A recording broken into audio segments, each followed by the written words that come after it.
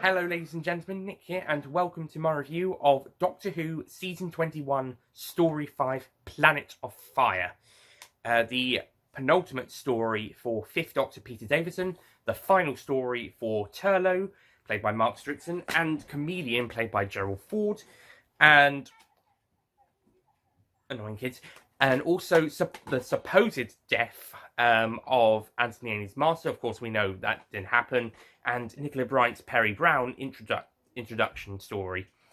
So, Planet of Fire, it's got quite a lot on its belt. It's got to be the final story for Turlough. It's got to wrap up the Chameleon stuff. It's got to kill the Master until they decide to bring it back. Because it was originally Anthony Ainley, it was his last story in his contract, so they decided they were going to kill him off, and then decide to renew it and bring him back, apparently. For a few more stories. Maybe he just loved the role so much he said, actually, I want to continue. Is it okay if we have a few more stories? I don't know. But for some reason, he came back later on down the line, thank goodness, because otherwise the Master may not return later on, down the line. And yeah, and it's also got to introduce Perry, and it's got to have this entire plot around the planet Sun, which links to Turlough, and it's something the Master's after, and he needs Chameleon's help after he accidentally makes himself smaller when he, whilst trying out a new, more advanced, more deadly tissue compression unit, he accidentally shrinks himself. So he needs Chameleon, who he's gotten mental contact with ever since they first met. So he needs him to help him out. Yeah, so the plot's got to connect there via a... So, yeah, the plot's got to do that, and it's also got to tie in that with the whole stuff on Sarn, with the people there, and it's got to link to Turlough. At the same time, they also need to introduce Perry. So, it's all hands on deck for this story. It's all hands on deck. And I think that it's pulled off pretty brilliantly. I think Peter Grimwade manages to juggle all of this stuff brilliantly. I'm not really the biggest fan of the whole Logar stuff. I'm not really a big fan of that. It does go on a bit too long. I know it's whole new, it's another culture, it's another religion, etc. But it does go on too long, and they keep going back and forth between, oh, should we burn these people? No, let's burn them. Oh, get on with it. And it doesn't. The special edition doesn't help that much either. And yeah, it just gets a bit annoying, but I do praise Peter Grimwade for able to balance this story out with the main story of the Master with Chameleon, Perry and Turlough. It's all handled well, and I like how it's all linking to Turlough's home, and it makes sense that Peter Grimwade's the writer who introduced Turlough, technically. I mean, he may not have been the guy who created the character, but he was the one who wrote his first story. It's great that he is able to tie up Turlough's story by tying in with his people and this whole history. I mean, apart from Frontios, this is probably the most we'll have to know about Turlough's people. And it all ties in really nicely. Similarly, we also have Perry's introduction. That's also handled well. Although I don't know why they were on that. They decided to go to Lanzarote for that bit. I think maybe it's just not for the location filming. I meant for the setting. Maybe there's some sort of way to get to Sarn, and they need to go get the thing from Lanzarote that's somehow ended up there for some reason. And that's where they meet Perry and bring her aboard after she nearly drowns. I mean, okay, you may not be a great swimmer, and you may not, or it may be too deep, but you've got this floaty thing, so you're not going to drown so easily. Hold on to your puffed up bag and you'll be able to float, perhaps. If she couldn't swim, why did she get off the bloody ship? Foolish girl. I know she wants to get to her airport, but I think about it. And Perry's actually a bit annoying for the most of the episode, the story. She gets a bit better later on. She gets a bit more likable. But she's still quite a bit of whiny and annoying earlier on. I think she'll definitely improve over the course of her time with the Sixth Doctor via Caves of Androzani. Meanwhile, Turlough's probably at his best as a character here. He is Mark Strickson's brilliant, and Turlough's really well written. And again, like I said, I like how Peter Grimway's able to tie up the character, a bit like how Ian Briggs does with Ace later on down the line. Even though I absolutely hate Dragonfire, I'm happier that he's able to tie up a character he first wrote for later down the line, just like how we have here. Sadly, Peter Grimway won't be writing for the show again, which is a disappointment, because although Time Flight wasn't that great, Mordred Undead and this story here are really great examples, and he was a very good director as well. And similarly, Fiona Cumming will not be sort of coming back to direct after this story, sadly. I think she did a very good job here.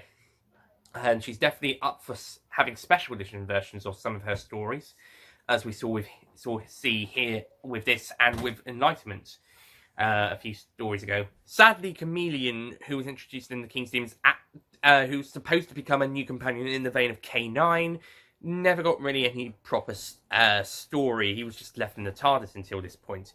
The Awakening was going to feature a scene with him, but it was deleted, sadly. So, yeah, Chameleon would only reappear in this story, which is a shame. Could have the Chameleon trilogy if he was in The Awakening. They're able to get around the problems that they had when on production of King's Demons, and in a more effective way than just not revealing him until 10 minutes before the end of the story, but actually having Chameleon in robot form pop up a few times, and then he takes the guises of Howard, Perry's stepfather, and the Master, as well as a few other people.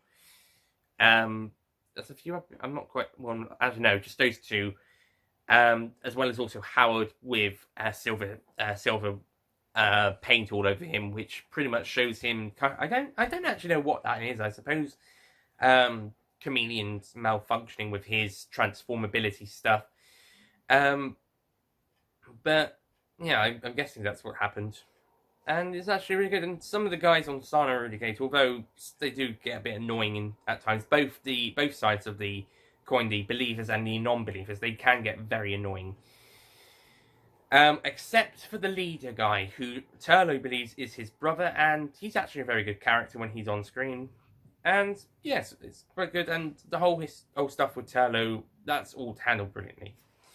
The visual effects are sadly kind of weak in this story, especially considering they didn't have an actual volcano. They probably had to try and put some visual effects in, but they didn't quite work so well. It does make it less of a volcano planet and more of just a very warm, dusty, sandy planet. The special edition is able to put these new effects in and maybe also make the air a bit more red and smoky and fiery. Some of the other new visual effects are also pretty good. But I have to say, I didn't really enjoy the special edition this time round. I think the problem is that they can cut a bit too much out of these stories, especially this one, as it was an hour and 6 minutes as opposed to an hour and a quarter, like the last one. I think they can cut a bit too much out, and some of the editing does look a little bit clunky in places. At least the special edition, the original version, actually, the editing was pretty good for the most part.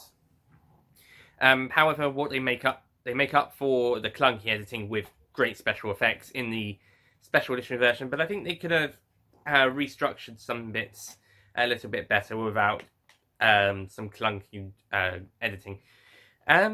Maybe you make it a few more minutes, another 4 minutes to make it an hour and 10 minutes, and not quite as long as Enlightenment Special Edition, but a little bit longer just to iron out some kinks.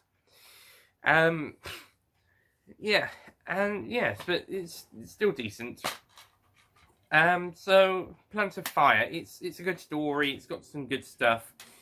Great characters, great story. I don't think it's 100% perfect. I didn't 100% enjoy myself, but I think it's a good story. I think it's a great way for Turlough to go out on, and Perry is introduced well, even if she's a bit of a whiny brat for the first episode or two. But she'll develop over time, so don't worry. And of course, the Master will be back. Although, if this was to be his final story, this would be a good way for him to go out. On the whole, Planet of Fire is a good story, and it's a nice penultimate story for the Fifth Doctor, and tie up for a couple of characters, an introduction for another character. Although I think Chameleon should have been used at least one more time before this story to make him a worthwhile companion, but thankfully they were able to wrap up his story without having to use the main prop too much. So I'm going to give Planet of Fire an 8 out of 10.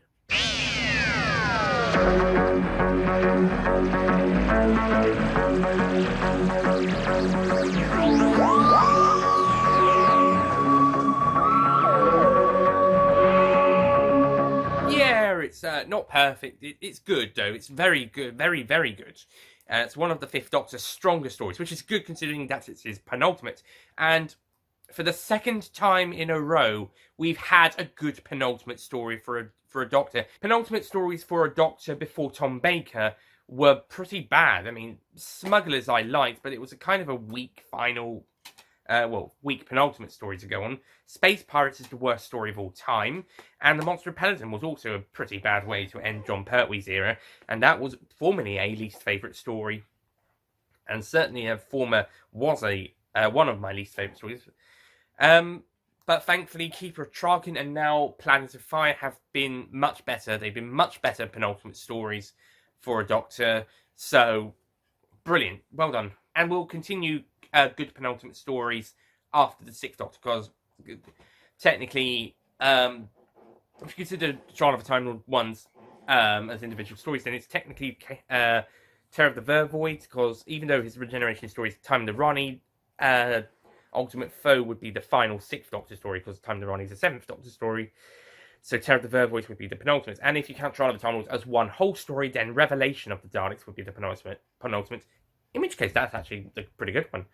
Then with Seventh Doctor, again, you could consider Survival the final story, in which case Curse of Fenric's the penultimate, which is good, also good.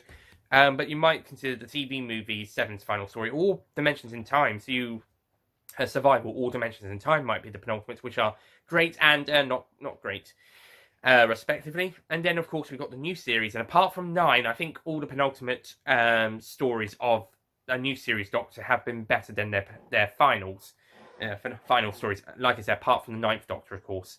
But 10, 11, and 12, I think their penultimates have been better than their finals. I think. Yeah, so... yeah, that's it from me. Thank you for watching, and that's it from Planet of Fire. Next time, we'll be looking at the Fifth Doctor's final story, and possibly the best final story for a classic Doctor, The Caves of Androzani. I'm looking forward to this one. I am looking forward to this one. That's it from me. I'll see you guys next time. Goodbye.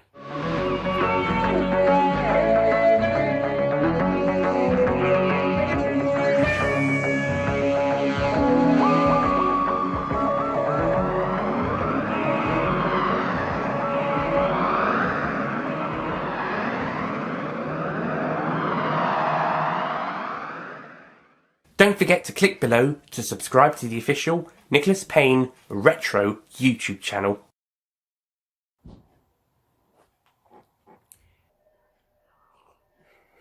I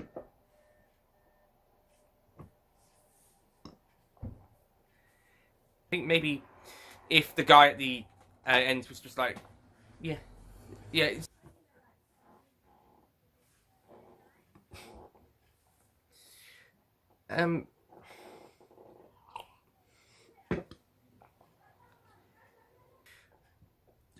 maybe, and in a less effect. This is one of the. I mean, I don't know. No, yeah. I mean, penultimate Doctors. Well done. And penultimate stories will be getting better as well.